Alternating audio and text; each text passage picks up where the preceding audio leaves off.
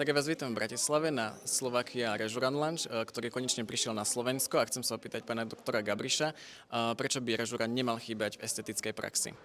Tak Rejuran a celkovo polynukleotidy mali v posledných rokoch v estetickej medicíne hviezdny nástup a čo sa týka toho trendu, ktorý momentálne je, tak ľudia preferujú prirodzené výsledky.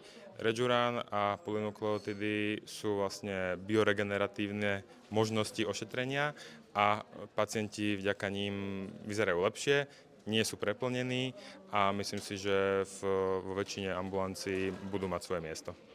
A ešte by som sa opýtal, čo sa týka nejakých rizík alebo komplikácií, či hrozia tam nejaké tie alergické reakcie a podobne, hľadiska tej bezpečnosti.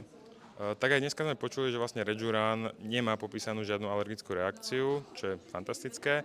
A v porovnaní napríklad s kyselinou hyaluronovou, tak taktiež to dneska viackrát zaznelo, vlastne čo sa týka viskozity tých produktov, tak nejaké vaskulárne oklúzie a podobné komplikácie, takisto pri Rejurane nie sú popisované. Takže bezpečnostný profil je za mňa pri Rejurane polynukleotide veľmi sympatický.